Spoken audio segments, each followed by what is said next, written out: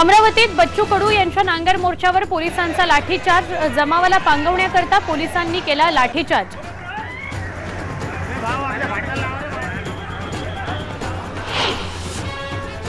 मुंबई नागपूर समृद्धी हायवेला विदर्भातूनच विरोध। वाढीव मोबदलाही शेतकऱ्यांनी नाकारला।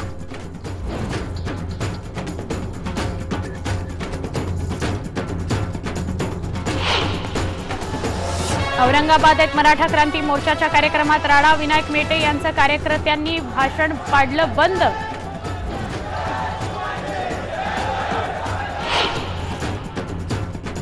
तर 31 जानेवारीला मराठा क्रांती मूक मोर्चा मुंबईमध्ये मरीन ड्राईव्ह ते आझाद मैदान होणार। एक मराठा लाख मराठाचा एल्गार। सोलापुरात शिवसेनेचं डुक्कर आंदोलन। शहरात डुकरांचा उच्छाद असल्यानं निषेध करत सेनेनं आयुक्तांच्या खुर्चीत सोडलं डुकराचं पिल्लू।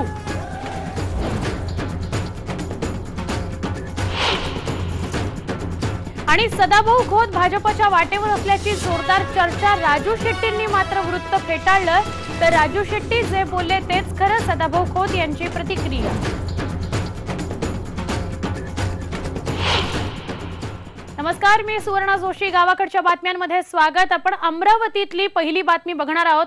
आज अमरावतीमध्ये विशेष घडलं ते म्हणजे बच्चू कडूंच्या नेतृत्वात एक नांगर मोर्चा काढला गेला आणि या नांगर मोर्चाला खूप मोठ्या प्रमाणात पोलिसांनी विरोध केला, थांबवण्याचा प्रयत्न केला आणि लाठीचार्ज करण्यात आलेला आहे। नोटबंदीनंतर शेतकऱ्याच्या शेतमालाचे भाव कोसळलेत, त्यामुळे शेतमालाला भाव देण्याच्या मागणीकरता बच्चू कडू यांनी नांगर मोर्चा काढलेला होता। या नांगर मोर्चाला हिंसक वळण लागलं। या मोर्चाला थांबवण्याकरता पोलिसांनी केलेल्या लाठीमारात 40च्या वर प्रहारचे कार्यकर्ते जखमी झाले। यामध्ये 25 महिलांचा समावेश आहे, तर एक कार्यकर्ता गंभीर जखमी झालाय। इरविन हॉस्पिटलमध्ये सध्या सगळ्या जखमींवर उपचार सुरू आहेत। बुधवारपर्यंत या मोर्चाला प्रशासनानं परवानगी दिली होती, मात्र आचारसंहिता बघता प्रशासनानं आयुक्त कार्यालयावर मोर्चा न काढता जिल्हाधिकारी कार्यालयावर मोर्चा काढावा अशी परवानगी दिली। दरम्यान पोलिसांनी लावलेले बॅरिगेड्स काढण्याचा प्रयत्न प्रहारच्या कार्यकर्त्यांकडून झाला, त्यामुळे पोलिसांनी आंदोलनकर्त्यांवर पाण्याचा वर्षाव केला। त्यानंतर अश्रुधुराचा मारा करण्यात आलेला आहे आणि मग पोलिसांनी महिला, वृद्ध, शेतकरी, कार्यकर्ते यांच्यावर लाठीमार केलेला आहे। हा अंधाधुंद लाठीमार करण्यात आलाय असा कार्यकर्त्यांकडून आरोप होतोय। बच्चू कडू यांनी सुद्धा तसाच आरोप केलेला आहे। या दगडफेकीमध्ये प्रहारच्या कार्यकर्त्यांकडून या लाठीचार्जला प्रत्युत्तर म्हणून दगडफेक करण्यात आली आहे आणि दगडफेकीत 4 पोलीस सुद्धा जखमी झालेले आहेत।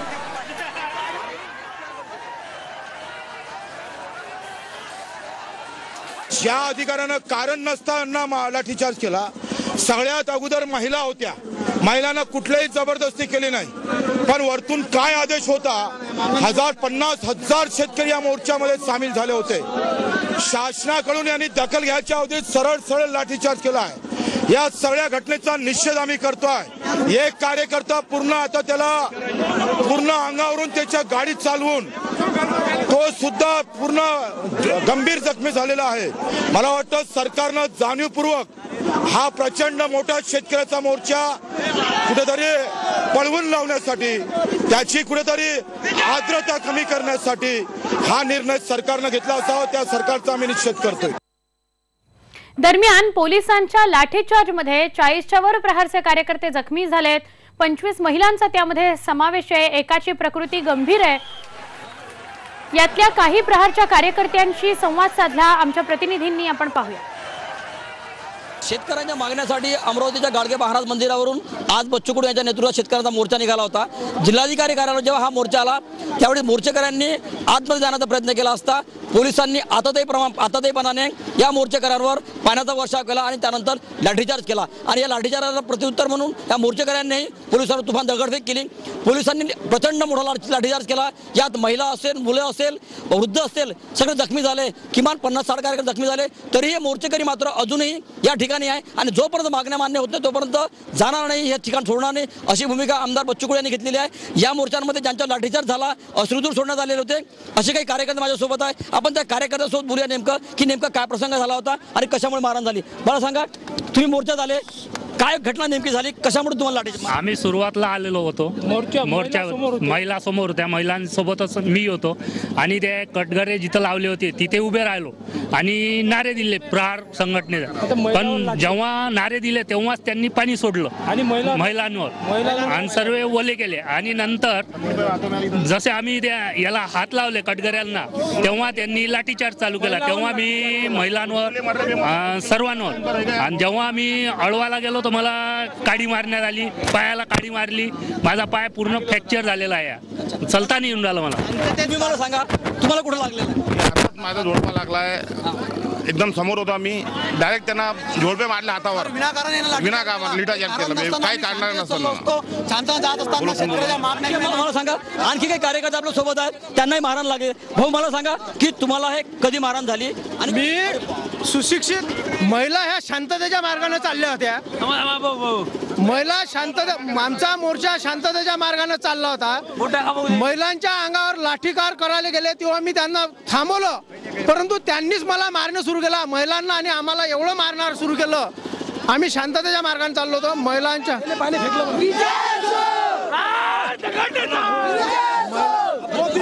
प्रहारचे जे कार्यकर्ते असतील, शेतकरी असतील, शेतकऱ्यांवर पोलिसांनी अंदाधून लाठीचार्ज केला. यात अनेक कार्यकर्ते असतील, महिला असेल, मुली असतील, सगळे मोठ्या संख्येने या ठिकाणी जखमी झालेले आहे. मात्र अजूनही हे कार्यकर्ते या ठिकाणी ठाण मांडून बसलेले आहेत. जोपर्यंत मागण्या मान्य होत नाही तोपर्यंत हटणार नाही अशी भूमिका व्हिडिओ जर्नलिस्ट सागरसह संजय शेंडे, IBN लोकमत, अमरावती.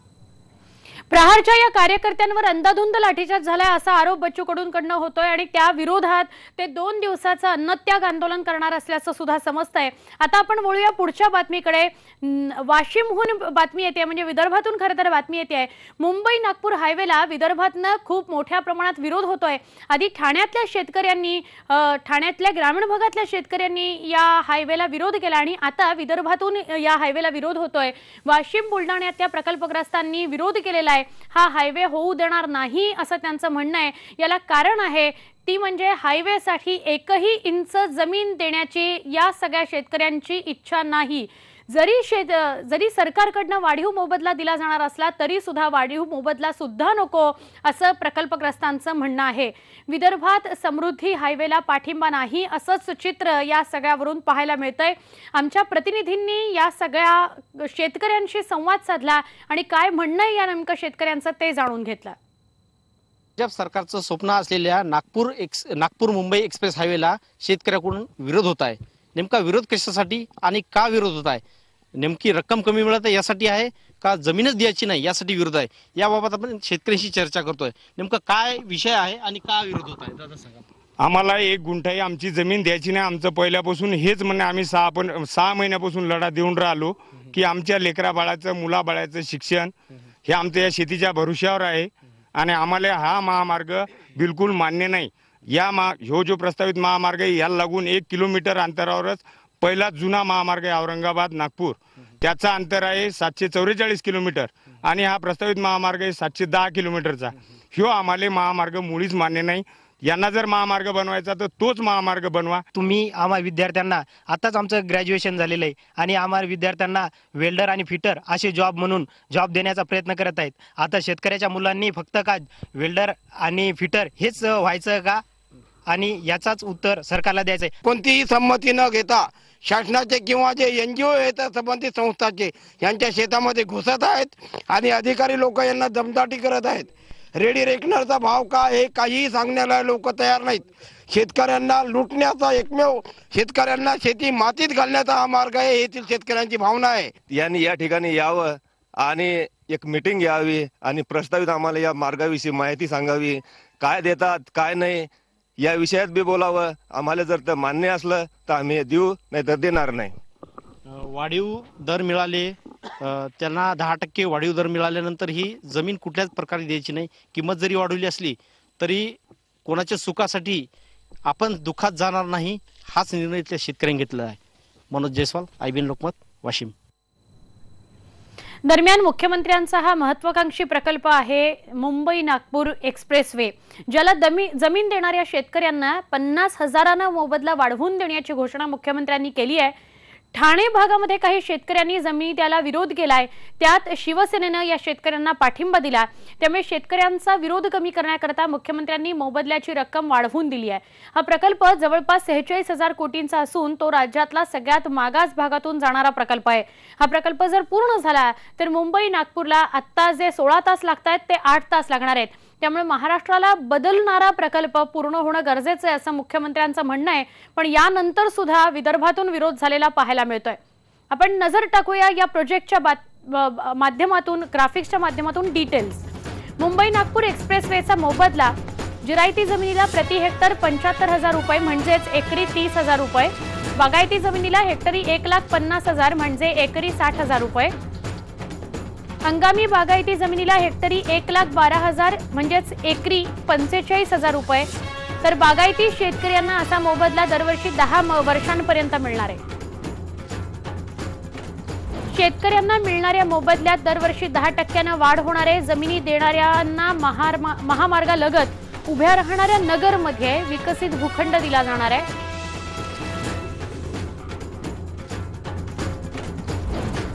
नगरमध्ये 25 ते 30% विकसित भूखंड मिळणार आहे शेतकऱ्यांना। तर मुंबई नागपूर हा 700 किलोमीटरचा रोड एक्सप्रेसवे हा 8 ते 10 तासांमध्ये नागपूर ते मुंबई हा प्रवास होऊ शकणार आहे।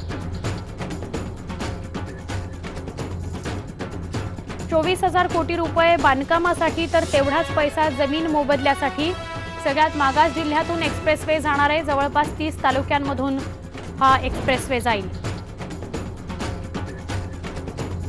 मुंबई नागपूर एक्सप्रेसवेसाठी 20,820 हेक्टर जमीन लागणार आहे। आतापर्यंत 5,000 हेक्टर जमिनीचं अधिग्रहण झालेलं आहे। 344 गावांमधून एक्सप्रेसवे जाईल। चंद्रपूर टाटा ट्रस्ट आणि वन विभाग यांच्यातल्या सामंजस्य करारावर सह्या झालेल्या आहेत। रतन टाटा आणि वनमंत्री सुधीर मुनगंटीवार यांच्या उपस्थितीत हा करार आज झाला। चिचपल्ली इथला बांबू संशोधन प्रकल्प टाटा ट्रस्ट विकसित करणार आहे। या प्रकल्पातून स्थानिकांना प्रशिक्षण मिळणार आहे। किमान कौशल्यावर आधारित रोजगार निर्मिती या ठिकाणी त्यामुळे उपलब्ध असेल। तर वन विभागाने राज्यभरासाठी हेल्पलाईन सुद्धा सुरू केलेली आहे। वनमंत्री सुधीर मुनगंटीवार आणि रतन टाटा यांच्या हस्ते हा हेल्पलाईन आहे त्याचं उद्घाटन झालं। अवैध वृक्षतोड, वन्य प्राण्यांची शिकार यासह वन विभागाशी निगडीत असलेल्या तक्रारी या हेल्पलाईनवर करायची थेट सोय उपलब्ध असणार आहे। 1926 हा हेल्पलाईन नंबर आहे। तर ग्रीन आर्मी असं हेल्पलाईनचं नाव आहे।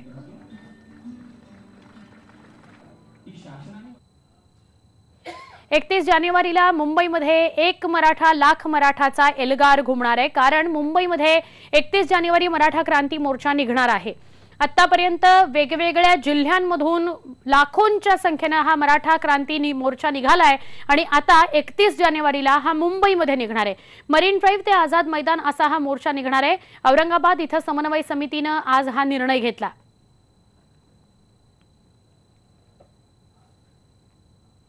औरंगाबादमध्ये मराठा क्रांती मोर्चाच्या कार्यक्रमात राडा झालाय।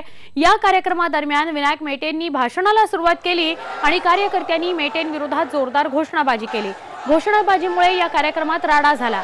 घोषणाबाजी कोणत्या कारणासाठी केली हे मात्र अजून समजू शकलेलं नाही।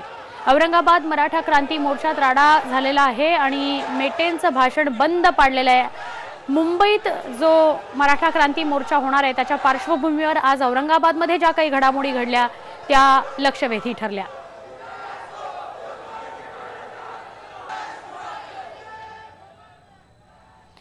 गेल्या काही दिवसांपासून सोलापुरामध्ये डुकरांचा उच्छाद दिवसेंदिवस वाढत चाललाय। अनेकदा वाहनांच्या मध्येच डुकरं आडवी येत असल्याने वाहतुकीची कोंडी होते, मोठ्या प्रमाणात अपघात होतात। अनेक नागरिकांना डुक्कर चावल्याच्या घटना सुद्धा समोर आलेल्या आहेत। त्यामुळे आज युवासेना आणि शिवसेनेच्या वतीने डुक्कर विरोधी आंदोलन करण्यात आले। या आंदोलनामध्ये सेनेच्या पदाधिकाऱ्यांनी मनपा आयुक्तांच्या खुर्चीवर डुकराचं पिलू ठेवून आपला निषेध नोंदवला। शिवसेनेने महापालिका आयुक्त विजयकुमार काळम पाटील यांच्या टेबलावर डुकराचं पिलू बसवलं आणि निषेध व्यक्त केला। महापालिकेच्या आवारात त्यामुळे एकच गोंधळ उडाला। यावेळी मोठ्या प्रमाणात शिवसेनेचे कार्यकर्ते या आंदोलनात सहभागी झाले होते। या प्रकारानंतर पोलिसांनी घटनास्थळी धाव घेत शिवसेनेच्या कार्यकर्त्यांना ताब्यात घेतलं। मात्र शिवसेनेच्या या डुक्कर विरोधी आंदोलनाला नागरिकांचा पाठिंबा मिळालाय।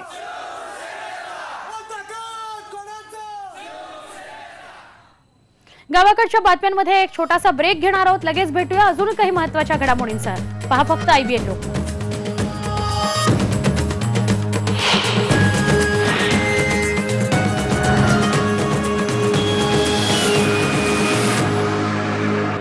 ऊस आंदोलनाच्या माध्यमातून स्वाभिमानी शेतकरी संघटना सत्तेचा सोपान चढली खरी, पण आता याच सत्तेवरून सदाभाऊ खोत आणि राजू शेट्टी या संघटनेचे दोन दिग्गज नेते याच्यामध्ये दुरावा निर्माण झाल्याचं पाहायला मिळतंय. आपण याविषयीचाच एक रिपोर्ट पाहूया.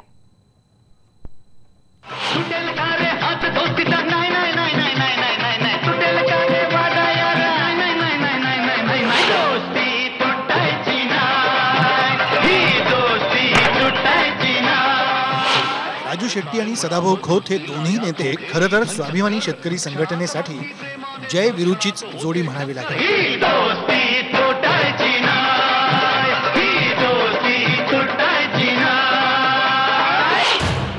शेतकरी संघटनेचं कुठलंही आंदोलन असो, हे दोन्ही नेते अगदी खांद्याला खांदा लावूनच लढताना दिसायचे. पण मंत्रिमंडळ विस्तारात सदाभाऊंना लाल दिवा मिळाला आणि सदाभाऊंना सरकार विरोधात थेटपणे विरोधात भूमिका घेणं अवघड जाऊ लागलं. या उलट राजू शेट्टी मात्र शेतमालाच्या हमीभावावरून उघडपणे भाजप सरकार विरोधात तोफा डागत होते. अशातच सदाभाऊ मुख्यमंत्र्यांच्या जरा जास्तच जवळ गेल्याच्या बातम्या येऊ लागल्या आणि त्यातूनच सदाभाऊ भाजपच्या वाटेवर असल्याची चर्चा सुरू झाली. पण स्वतः राजू शेट्टींनी ही शक्यता फेटाळून लावली. पण सदाभाऊंना मंत्रिमंडळात देताना भाजपनं तुम्हाला विश्वासात घेतलं होतं का असं विचारताच राजू शेट्टींनी या प्रश्नाचं थेटपणे उत्तर देणं टाळलं. सदाभाऊ हे चळवळीच्या मुशीतून तयार झालेले कार्यकर्ते आहेत आणि त्यामुळं त्यांच्यामध्ये अशा प्रकारची वैचारिक गद्दारी करण्याचा विचार सुद्धा मनात येणारही. तेव्हा दुसऱ्याच्या पक्षातून चांगले लोक आपल्या पक्षात आणायचं स्वप्न रंगवणारे नाही, हे त्यांचं ते स्वप्नरंजनच ठरेल. सदाभाऊंच्या CM सोबतच्या जवळकीबाबत राजू शेट्टींनी हे असं किंतु परंतु ठेवलं असतानाच तिकडे सदाभाऊंनी मात्र या प्रश्नावर अधिकचं बोलणं टाळत माझे पाय अजूनही जमिनीवर असल्याचं स्पष्ट केलं.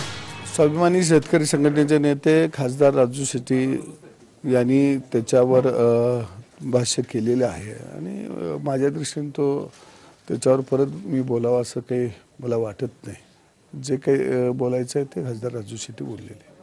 आजही माझ्यामधला बदल झालेला नाही. आजही माझे पाय जमिनीवरती आहेत आणि ज्यांना कुणाला बदल झाला असं वाटत आहे काय, मला वाटतं त्यांच्याशी त्या प्रश्नाचं उत्तर घेतलं तर बरं होईल. सदाभाऊंच्या भाजपसोबतच्या या वाढत्या जवळीकीबाबत या दोन्ही नेत्यांनी अधिकचं बोलणं टाळलं असलं तरी या दोन्ही नेत्यांमधला विसंवाद काही केल्या लपून राहत नाही. सूत्रांच्या माहितीनुसार राजू शेट्टी सत्तेबाहेर पडण्याच्या मानसिकतेत आहेत, तर सदाभाऊ सत्तेत राहूनच संघटना वाढवू अशा इच्छेनं काम करतात आणि त्यातून या शेतकरी संघटनेच्या या दोन्ही नेत्यांमध्ये दुरावा वाढल्याचं बोललं जात आहे. फरक एवढाच आहे की हे दोघेही सध्या तरी यावर उघडपणे बोलायला तयार नाहीयेत. पाहूयात पुढे काय काय होतंय ते. साताऱ्याहून तुषार तपासेसह वैभव सोनवणे, IBN लोकमत, पुणे. पुन्हा एक छोटासा ब्रेकवर जाताना हेडलाईन्स. 31 जानेवारीला मुंबईत मराठा क्रांती मोर्चा, मरीन ड्राईव्ह ते आझाद मैदान घुमणार. एक मराठा लाख मराठाचा एल्गार, मुंबईतला सगळ्यात मोठा मोर्चा असल्याचा आयोजकांचा दावा. एक बेटी का बाप हूं और ना भी होता तो शायद यही कहता कि जो समाज अपनी औरतों को इज्जत नहीं दे सकता उसे अपने आप को इंसानी समाज कहने का कोई हक नहीं. कशा प्रकारचे कपडे घालायचे हे महिलांना सांगण्याची गरज नाही. अक्षय कुमारनं फेसबुकवर पोस्ट केला व्हिडिओ. बंगळुरू मधल्या विनयभंग प्रकरणी 4 नराधमांना अटक, 2 अजूनही फरार. आणि कमी कपडे घालण्यासाठी प्रोत्साहन देणारे अक्षय कुमार सारखे लोक सामाजिक स्वास्थ्य बिघडवत आहेत. अबू आझमींचं अक्षय कुमारला शिवराळ भाषेत उत्तर.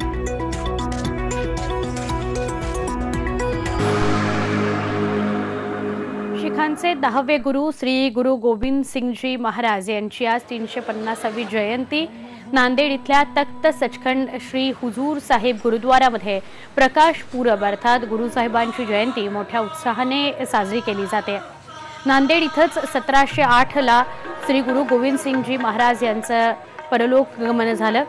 त्यामुळे शीख समाजात नांदेड इथल्या तख्त सचखंड श्री हुजूर साहिब गुरुद्वाराचे विशेष महत्त्व आहे। दरम्यान गुरुसाहेबांच्या अवतार दिनानिमित्त नांदेड गुरुद्वाराला फुलांनी आणि आकर्षक विद्युत रोषणाईनं सजवण्यात आले आहे।